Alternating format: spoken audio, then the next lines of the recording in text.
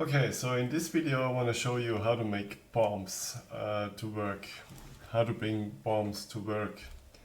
And that's probably a little bit scary at the beginning, but you can save this to your favorites so you don't have to do it again.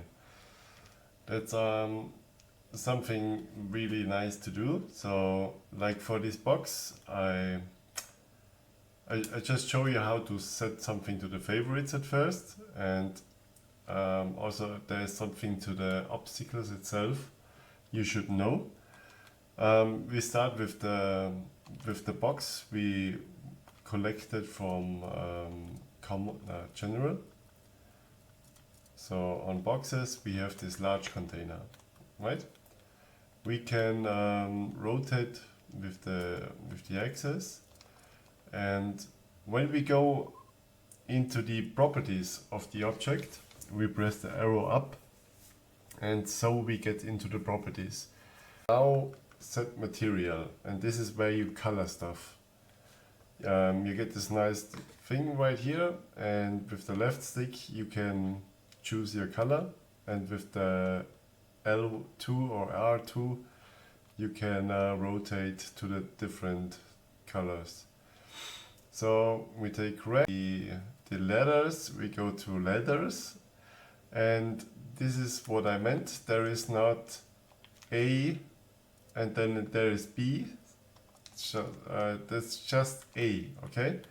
So we need to open the properties again by selecting the object, press arrow up, and then we have the variation, and from there on we have all the letters. And this is pretty useful because a lot of obstacles have different versions and variations. So there's not just this pillar, there's also the smaller pillar. There's the brighter long pillow, there's the brighter short pillow, there's the really bright long, yeah? You get what I mean. So this is not rising, you can't scale things, but you can choose between shorter and longer obstacle on the pretty much majority of obstacles. Not all obstacles, but a lot of obstacles.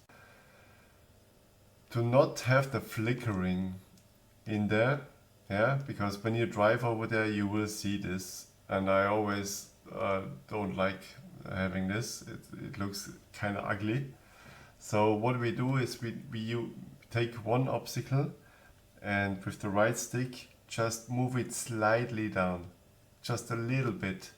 You just need a little bit of a difference, and then the flickering is gone. You can't see it. So it flickers in this direction and also in this direction. So we have to put it away from us a little, and then we fix this flickering also. With the left stick this time you can't go deep with the right stick, you just can get up and right and whatnot, but with the left stick you can get behind stuff, okay? So with the left stick we move it just a little back, and then we are completely gone with the flickering.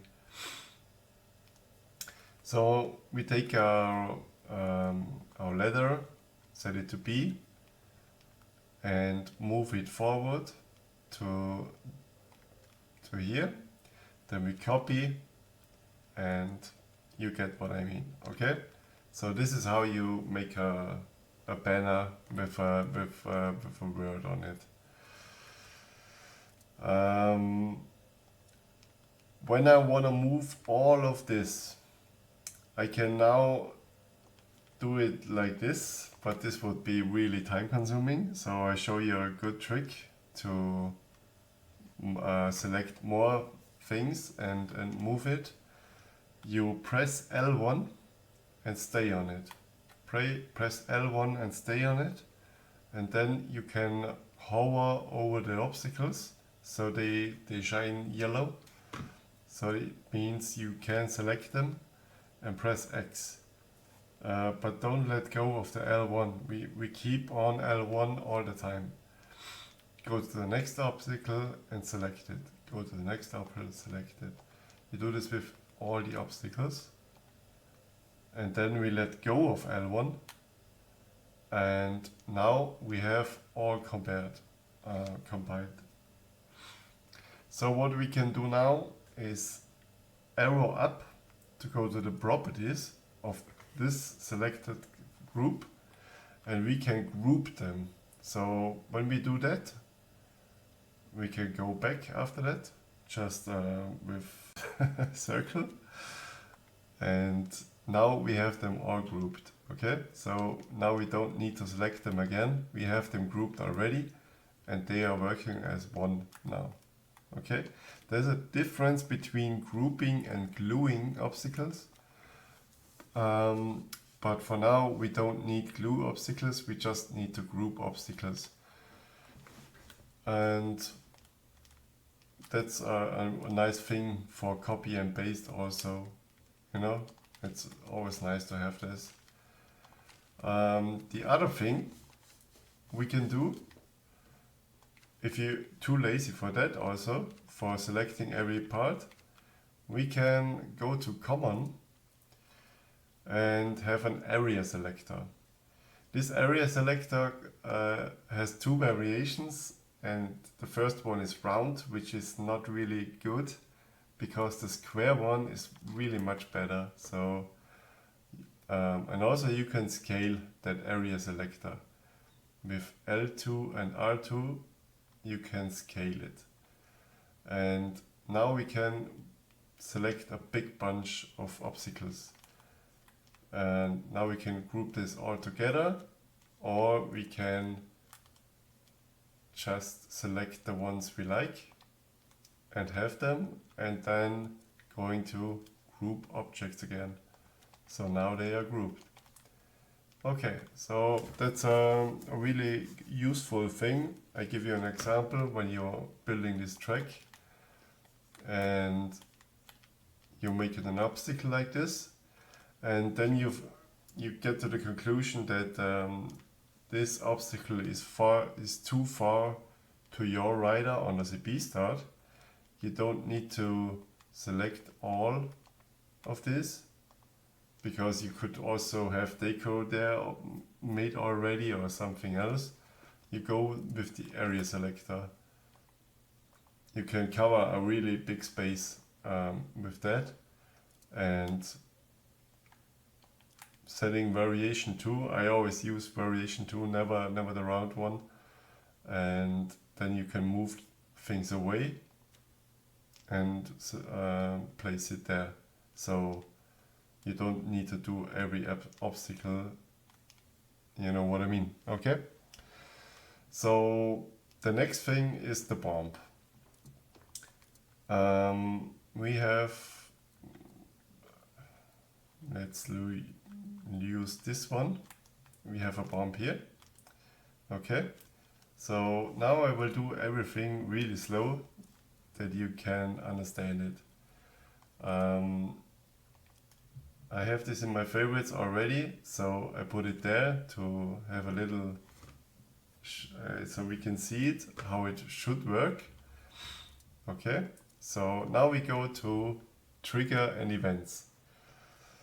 First we need a trigger, and we need the hit trigger. Okay. The next thing we need is on events, and there we search for the break event, and we center it and place it. Okay. Next thing we need is an unconscious or conscious event, and that's the player event actually. And we can set this player event by opening the properties to unconscious. There's other options, but we need unconscious, okay? We just place this, center it, and place it. So now we go to the hit trigger and set hitting object 2. select that, and then you select object instances and set it to the bump. Okay, you press X and set it to the bump. Then you can go back, open it again, and then you go on hit to the breaking event. Then you should see a right arrow going this way to the breaking event. So it means now it's hitting this event.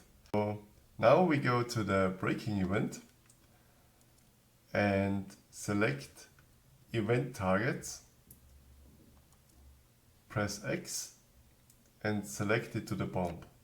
So now we have this blue arrow to the bump. This means the bump will break. Now we select the breaking event and select the event filter, and we put that to unconscious. So now it means when you hit this bump, it's gonna break and you will be unconscious after it. Okay? So having this now, we can use what we learned before.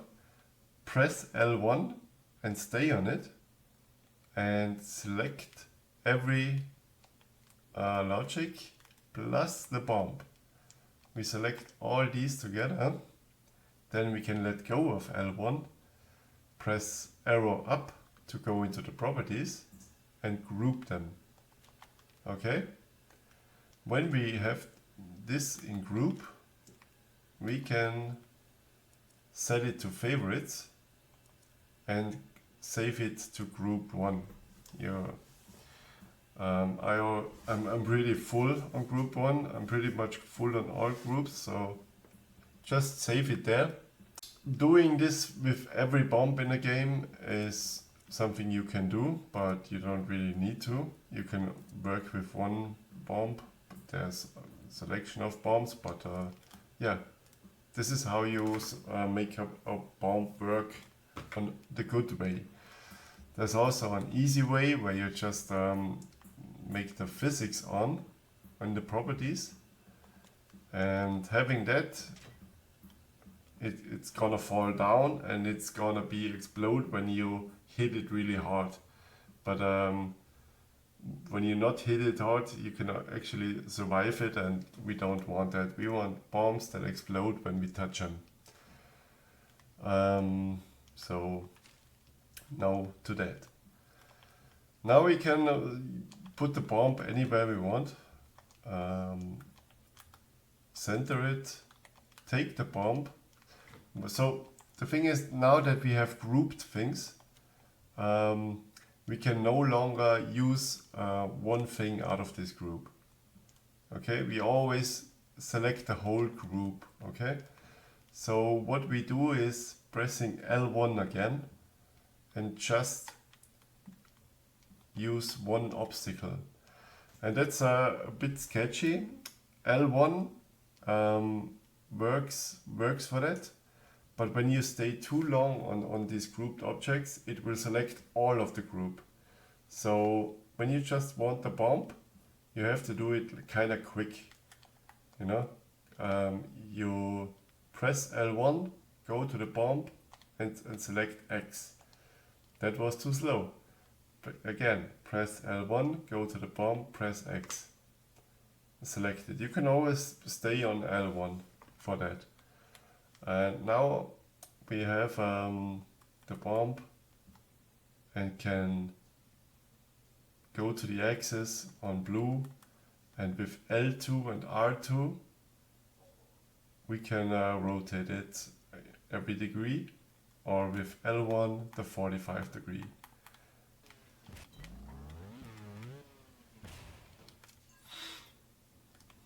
Test it and go back when you see that's not gonna be doable for me. Select the pillar, stay on L1 select the pillar, select the bomb. Let go of L1 and then you can move it. Okay? So move it more down. You can also go ahead and group those objects. So when you need to do a lot of changes, you can actually just select this one instead of always select bomb and pillar and this and that. You can always go ahead and take the area selector if you want to select more things and group them. And then you can test different distances and stuff. To the point where you say, okay, this is going to work. I don't want to make the tutorials too long, so I hope you can follow that and see you in the next one.